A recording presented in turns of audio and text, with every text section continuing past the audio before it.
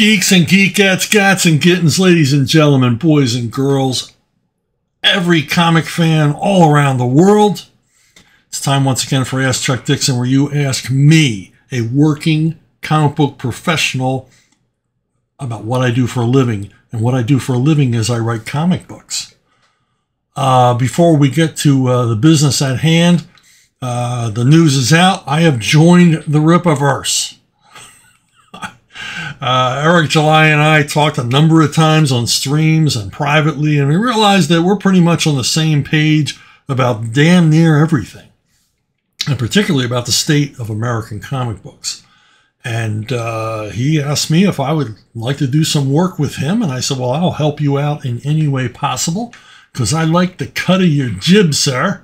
And so I've written a 90-page graphic novel about Alpha Corps, which is, they are basically the super cops who patrol the skies and the streets of Florispark, the fictional city in which most of the Rippaverse action takes place.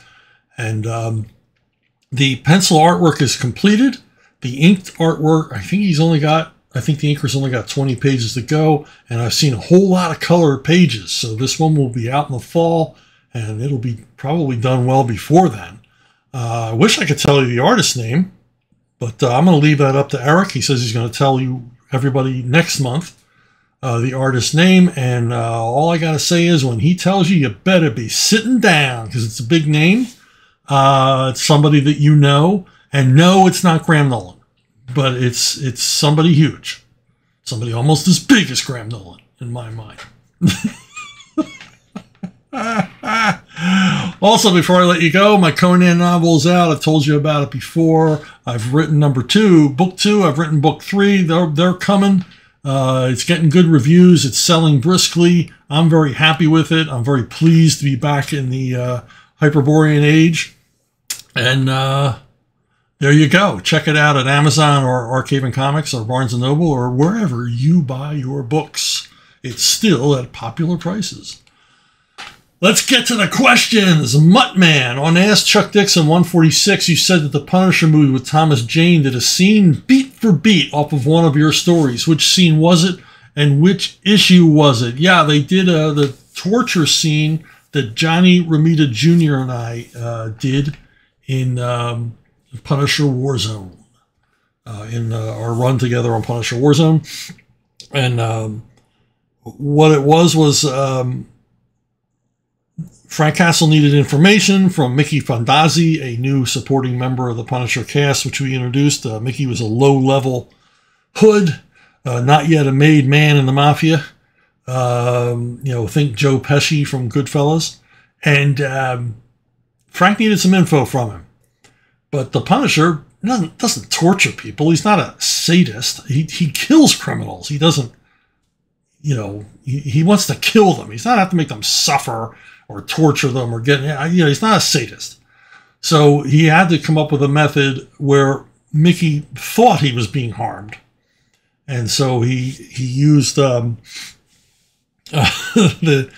sound of a blowtorch, but he was actually touching Mickey's back with a popsicle. And he told Mickey beforehand, it won't feel hot at first. And this is true. He says severe burns, like the one I'm going to give you right now, buddy, will feel cold at first. And so he has Mickey completely convinced that he's scorched a big old hole in Mickey's back with a blowtorch, which I guess is mental torture, but not physical torture, because I don't think the Punisher would go that far. And Michael France, who wrote the screenplay, also wrote the screenplay for Cliffhanger, along with Sylvester Stallone, freely admits, if you go on IMDb, he freely admits that he stole the scene from the comic, shot for shot, line for line. So there you go. Muttman gets a twin spin. Can you name a great comic book artist that's also a great comic book writer? Frank Robbins comes to mind. Frank Robbins created Man-Bat. He also created Shotgun Smith, a less well-known Batman character, but I brought Shotgun back when I was working on Robin. Shotgun was a sheriff in the Gotham County Sheriff's Department, and largely based on the Popeye Doyle character from French Connection. But he created Man-Bat, much to the dismay of Denny O'Neil. Didn't like sci-fi stuff, but Man-Bat, was popular, still around. There's been lots of toys and everything else, and that was Frank Robbins. But Frank Robbins' original gig was comic strips. He was the artist and writer on the long-running Johnny Hazard comic strip, and he was just an excellent writer.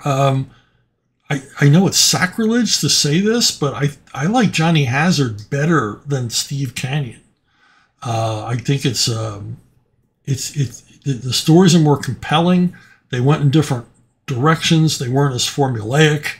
There were so many twists and turns and awesome characters that he would introduce. Just a terrific writer, and he's also a great writer on Batman. Wrote some very when he first came on Batman, it was the end of the camp phase, and he was very capable of writing those sort of campy, puzzle type comic stories that were popular in Batman at the time. But when Denny came along, and Denny wanted to return to Batman's origins and have a more street savvy, tougher, more noirish Batman, Robbins went right along with him and wrote some of the tougher Batman crime stories in that period. If you ever get a chance to check them out, I don't think they'll ever do a Robbins compendium because he actually used the N-word in a story in a DC comic and got away with it. It was if you can ever find the issue, it's Batman ends up stopping a prison riot. But a terrific writer, which makes me wonder in the 70s when Robbins went over to Marvel and he did a lot of work there. He had to work with writers far inferior to him. And if you read the comics, it's painful to read a lot of the Robbins comics from Marvel because you can see in the art what he was doing, what he was setting up. He probably wrote notes in the gutter. Just like so many of the pencilers did. And you can see the story he was trying to tell. And then the writer didn't get it, didn't see it, and just does their own thing.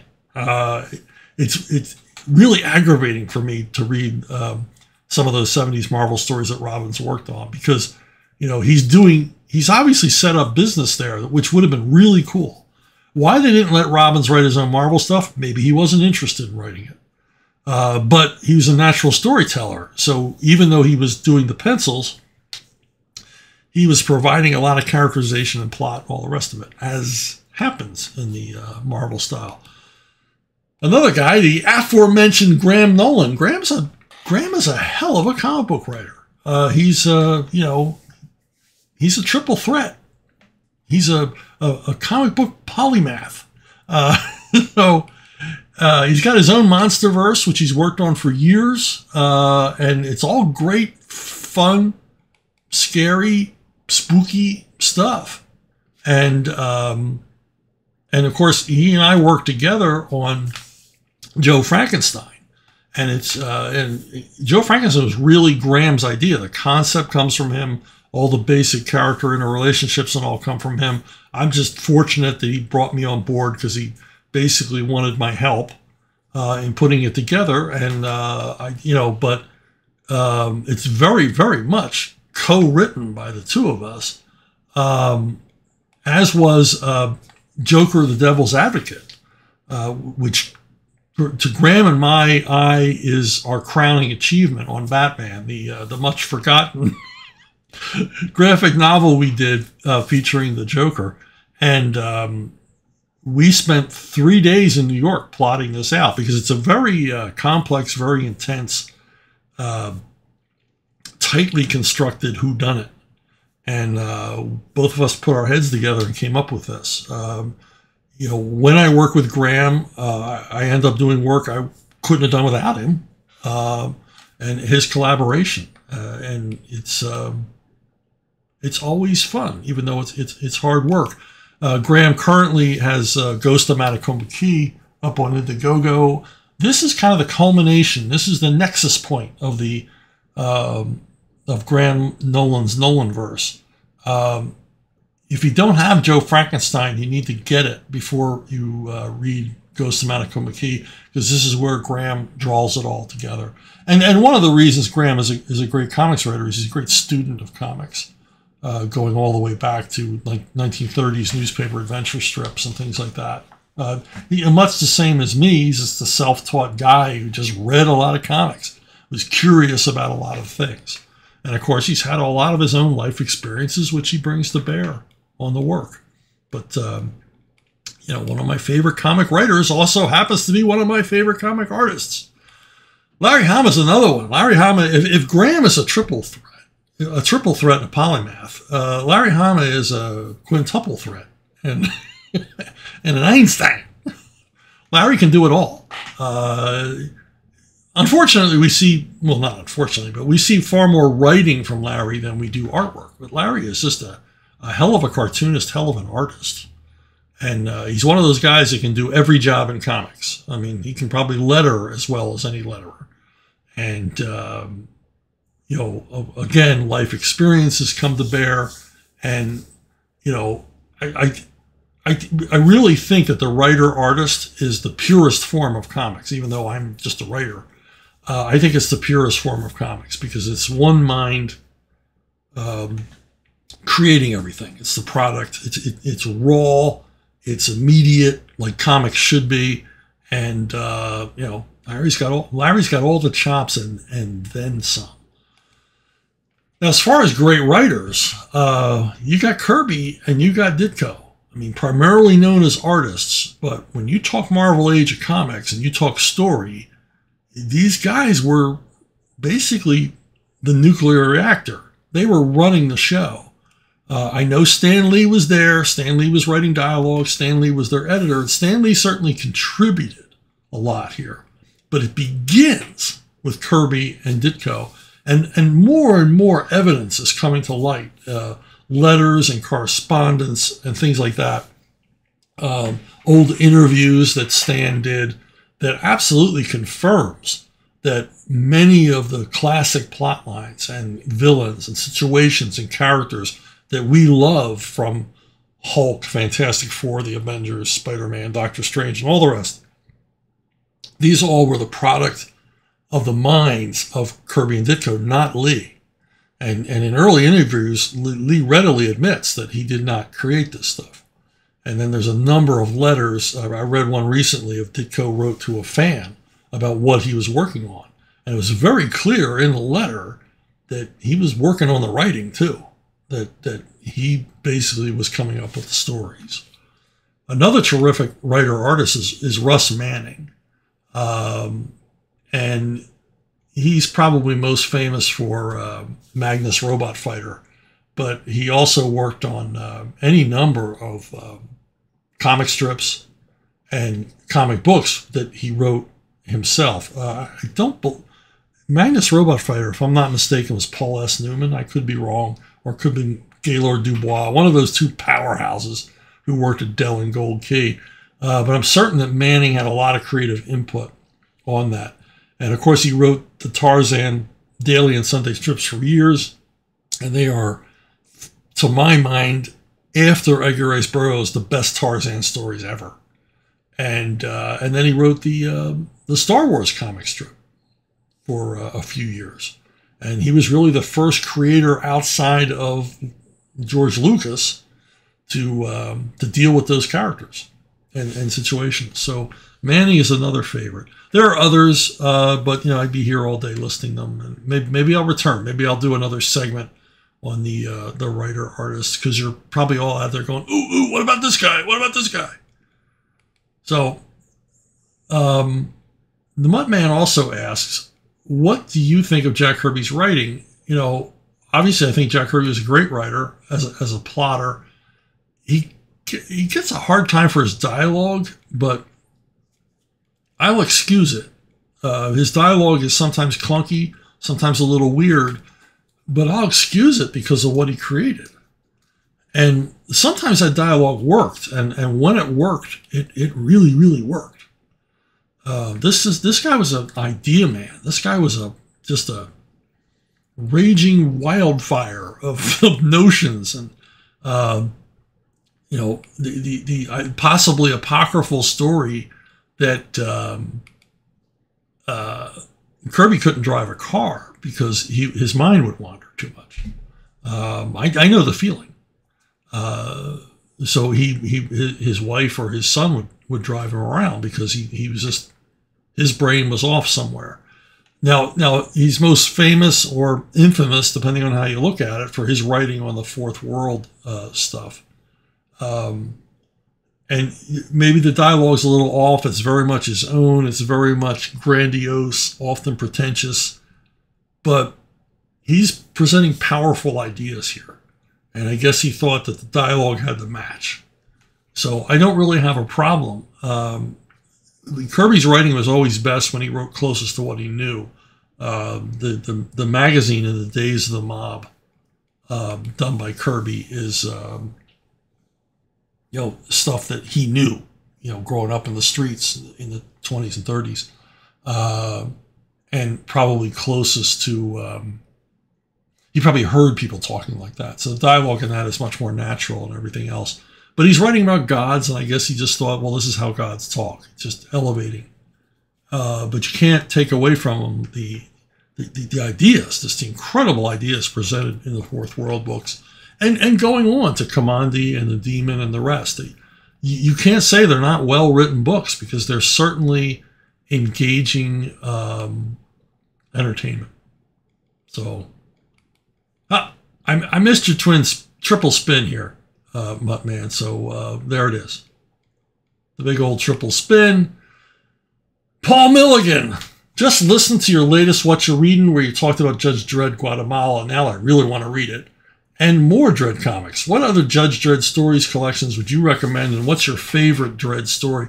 My favorite is Cursed. I forgot. You sent me a picture of your cat. This is Geronimo, ladies and gentlemen.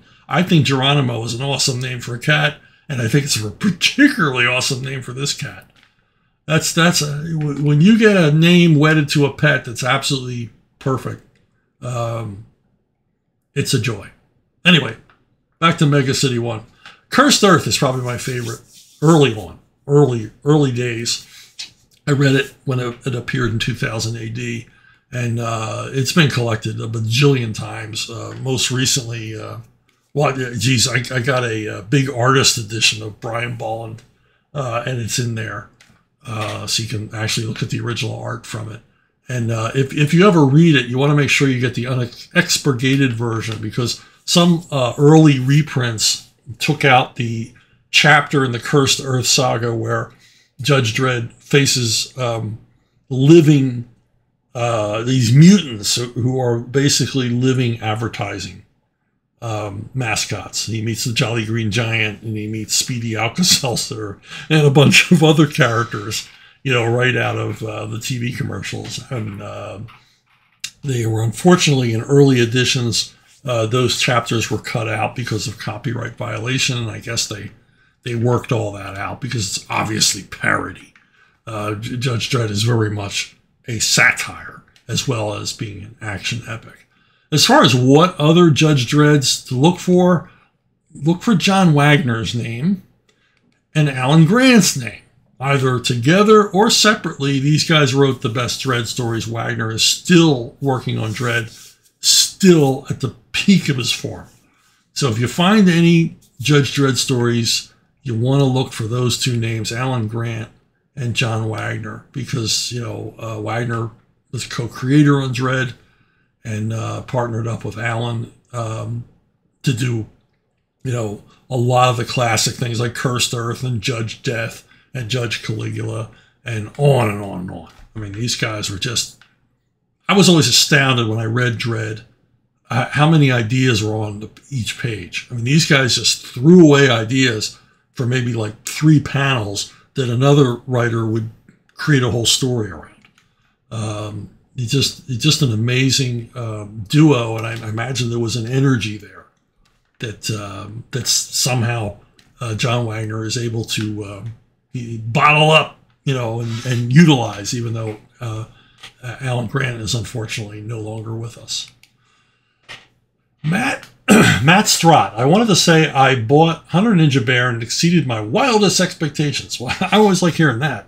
I thought it would be simple fun, but it's one of the best action comics I've read in a long time. Writing, art, and production value are all top-notch. What's the story behind Phenom Comics? I've never heard of them until you mentioned the book in a video. I love their business model, and I'll continue to support them if they keep making books like this. Also, how did you come up with such a wild idea for a book? It seems like a pretty absurd premise for a single book, let alone 12. Somehow made the story compelling and exciting throughout all 12 chapters. I loved it, and I can't wait to see how in the heck you top it. Well done. Well, first of all, I didn't come up with the concept for Hunter Ninja Bear. I was at a convention, and I ran into Bobby C., Rob Hunter, good friend, used to work at CrossGen together.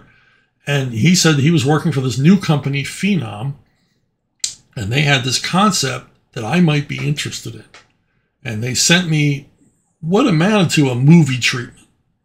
And it had a lot of the characters already created. It had a lot of images included with it.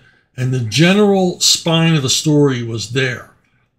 But they acknowledged, Tom and his brother, Tom Finoglio and his brother, the founders of Phenom, they realized that they weren't comic book writers. And they wanted to see their story done up right in this medium. And so they handed it over to me.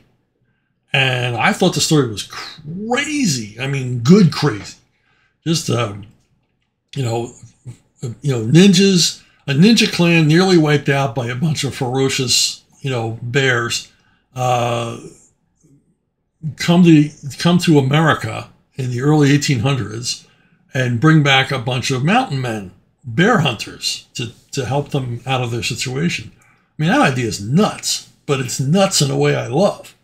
And so it was up to me to take their cast of characters. I switched some of them around. I eliminated some. I added some. And then plot out exactly how this epic saga would take place. And they helped a lot with, a lot of historical research.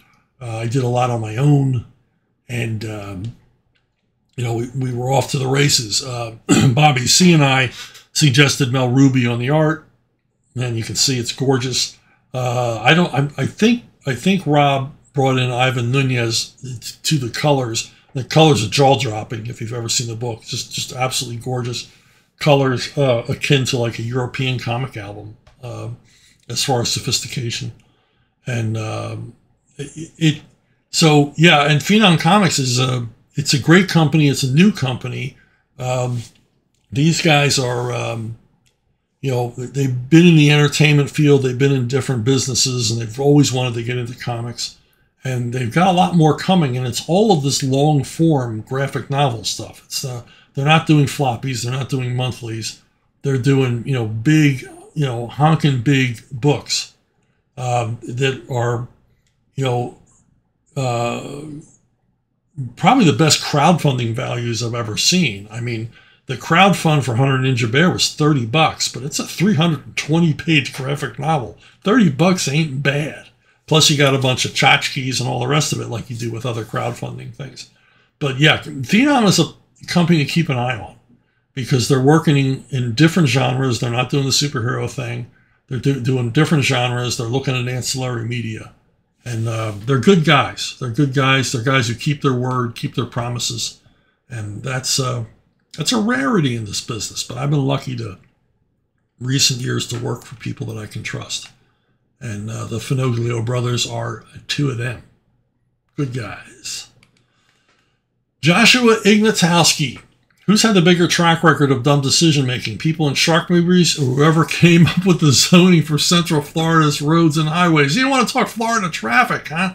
Well, who's the dumbest? Come on, teenagers in horror movies. They're the dumbest ever. Just one poor decision after another. Hey! Ignatowski gets a twin spin. Okay, do you think it's possible to write entertaining comics about characters without any apparent character flaws? By this, I don't mean that they have flawless crime-fighting skills and just boringly take out every enemy in one shot, but rather they don't seem to have any behavior issues such as recklessness, laziness, arrogance, etc., that you can use to write arcs about them either overcoming or turning into better people, or write arcs about them refusing to change and dealing with the consequences thereof. If it is possible to write entertaining comics about such characters, how does one go about doing it? And can you think of any significant examples of it being done in the past? Well, we're in the postmodern comic era, but before this era, it used to be about really good stories with the characters in them, as opposed to stories about the characters. You know, this notion of deconstructing the superheroes kind of came along when they started hiring a lot of Brits to write American comic books. And the British weren't as into superheroes or the heroic aspect of, many of them weren't. There are exceptions, Alan Grant and others, but a lot of them weren't into the heroic premise. And they quickly learned they could make a name for themselves in fandom by deconstructing these characters, by giving them faults and flaws and feet of clay. And then, you know, Alan Moore comes along with Watchmen, Frank Miller comes along with Return of the Dark Knight, and all of a sudden that's the end of comics as we knew them. And we enter this new era where the characters are troubled and flawed and just messed up in the head, and you know, often wrong, poorly motivated or not motivated at all. And yeah, but that's not how I write. I come up with a really good story for the character, not a story about the character. And I think that's the biggest difference between the way comics used to be and the way they are now.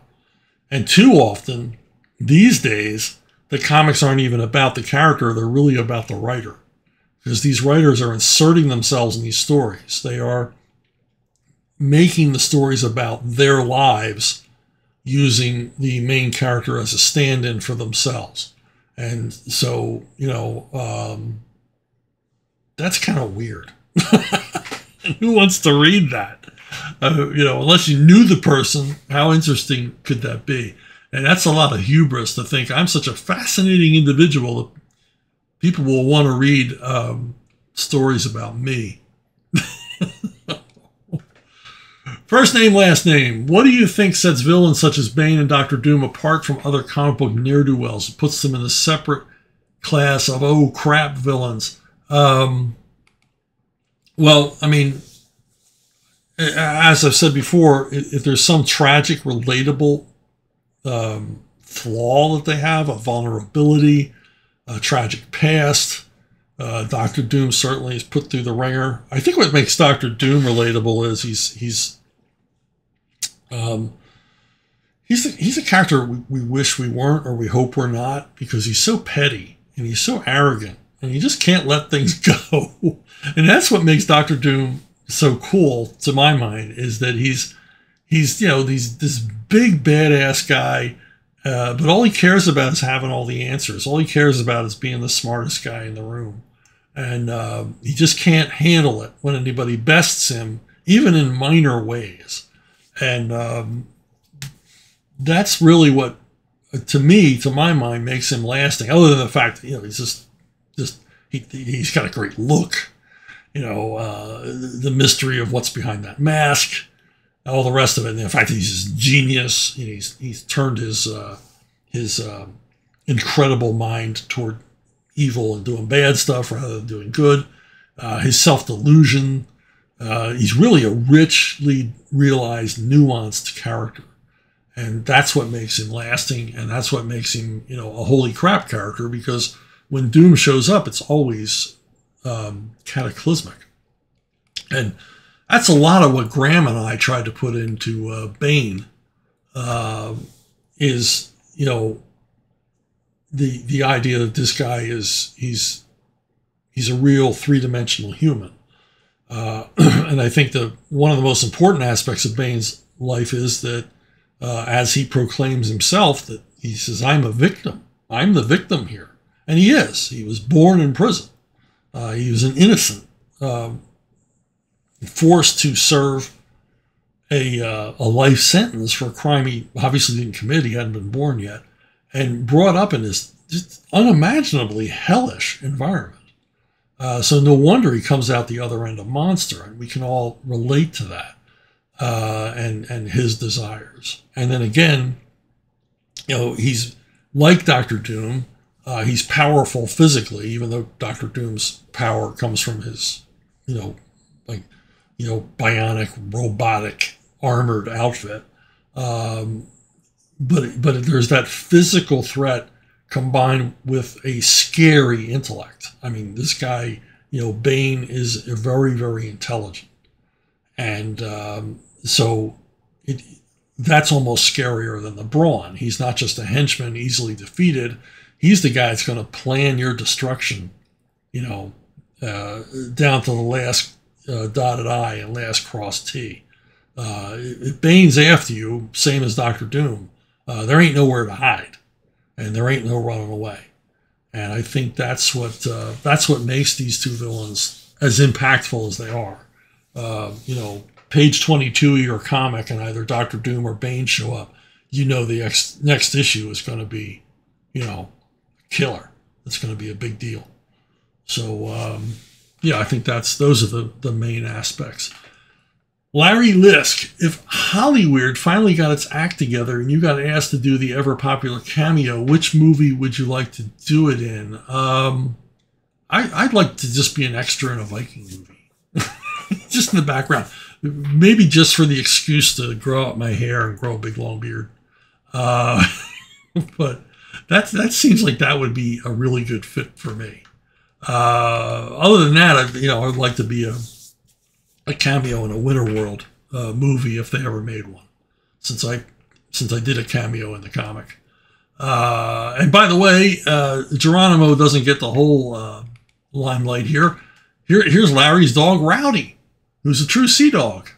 Rowdy likes to sail the ocean blue, at least as far as a swimming pool goes. Looks like an awesome dog. Boy, does that dog look happy or what? You've probably never been as happy in your whole damn life as that dog is standing on that raft. Time of his life. Who's a good boy? Do you know anyone that writes hi all the time? I know of people who write hi all the time, but I don't know them personally. I did know some writers who had substance abuse problems, let us say, and thankfully got over them. There were people that I admired very much, and they were able to overcome that. And I knew what that was like. My dad was an alcoholic, and he kicked it. He left the booze behind, and it's not easy. Stuff gets a hold of you. I'm not telling tales out of school because Denny told this all the time. Denny was a newspaper man before he became a comic book writer, and newspaper men are famous for drinking hard. And Denny would tell us, because he was a long time sober, and he was very much an advocate for Alcoholics Anonymous and things like that, and would lecture anybody on the dangers of alcohol who he thought needed it. But he said that when he would begin his day of writing, he'd crack open a bottle of Jack Daniels, and by the end of the day, and he was done writing, it was empty. Which, that's falling down drunk. And but luckily, Denny had had the hell scared out of him at one point, and gave up stone cold, no rehab, no nothing, just walked away from it, and was a better man for it, and spent majority of his life sober. But I do know of some writers who write while high, and their stuff reads like it. That's all I can say. Tex, another question. Now, Tex, you didn't send me an image, so you don't get a twin spin. So you're going to have to ask some more questions to get yourself a twin spin or a triple spin. What movie can you always go back to? Well, there's a bunch of them. Dirty Dozen. I talk about it all the time. It'd drive you crazy talking about that movie, so I won't say any more about it. Taking a Pelham 123 is a movie that, as the years go by, I watch more frequently. I used to watch it once a year. Now I watch it twice a year. I could easily watch it 3 times a year. This is the most seamless action thriller ever made. It's got everything. It's got suspense. It's got humor. It's an amazing snapshot of New York City in the 70s, and tremendous performances. It's just a heck of a ride. And I could sit down. You could wake me up at 4 a.m. and say, we're watching Taking a Pelham 123. And I say, let me get in there. I'll watch it with you. The fourth Rambo movie is one, if I'm at a loss for anything else to watch, you get those nights where you just look in and look in and look in, and it's like, screw it, I just want to watch something. I'll stick in Rambo, the fourth Rambo movie. Stallone's comeback was part of his self-engineered comeback. And because this is a pure action film. This thing starts off a bit of a slow burn, builds up to a run, and just never lets up. And it's got some amazing action scene stuff I can't believe that he got away with. And he still insists there's no CGI in this movie. And I was like, I don't know how you did any of this. Because this movie gets nuts if you've never seen it. And it's just perfect for late night viewing. It's only like an hour and a half long. And it's just, you can pop this baby in anytime and be entertained. The most recent Dredd movie is another one that if I'm just at a loss, we've all done this. You're sitting on the living room sofa, you're looking at the streaming service. Do I want to watch this? Do I want to watch that? There's too many options.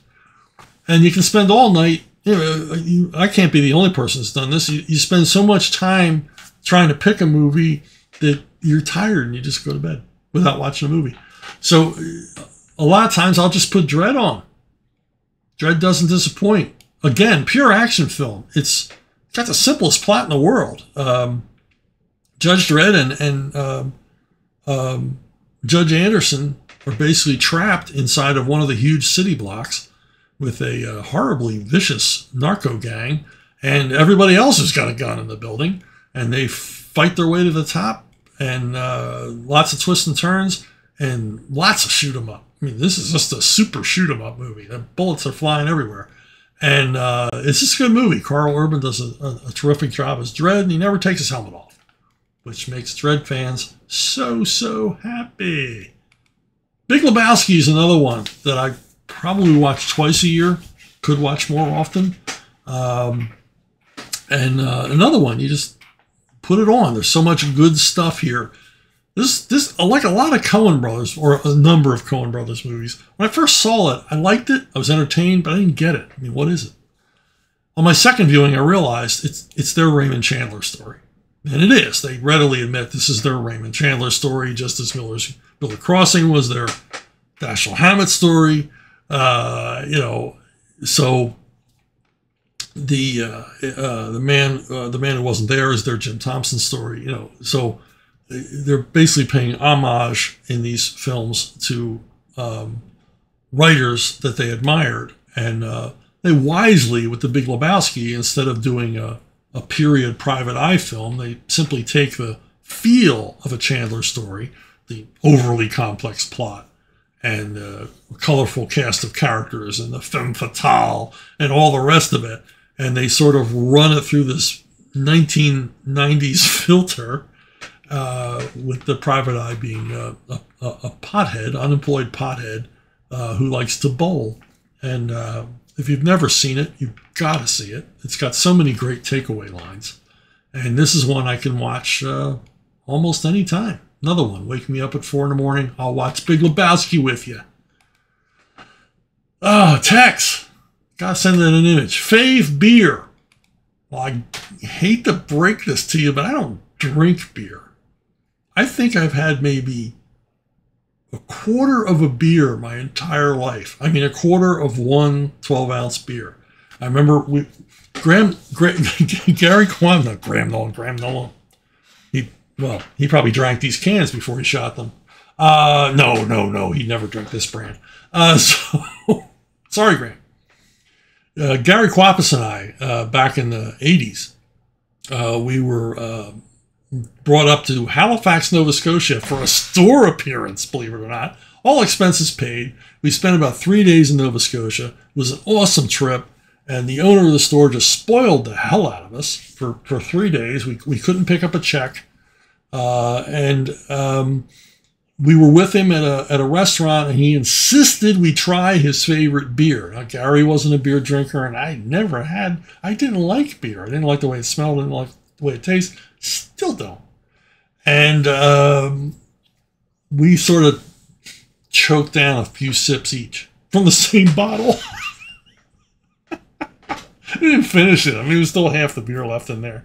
And we complimented him how wonderful it was, and prayed he wouldn't pick the bottle up and find out we didn't finish it.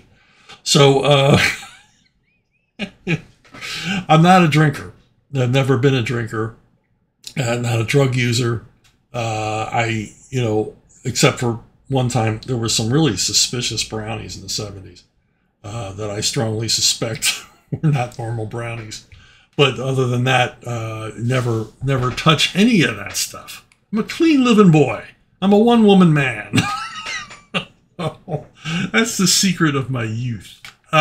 So if you have any questions about my personal habits or those brownies, or pictures of your doggy, your kitty, whatever, contact me at brunobookstore@gmail.com. And of course, your awesome questions. Questions are great this week. The questions are great every week. You people are fantastic. This is a wonderful little community here, and I enjoy communicating with you every week. I want you to keep on coming back. Encourage your friends to come back as well. And thank you all for subscribing, for liking, for watching, for listening. And I'll see every single one of you, I hope, down the road.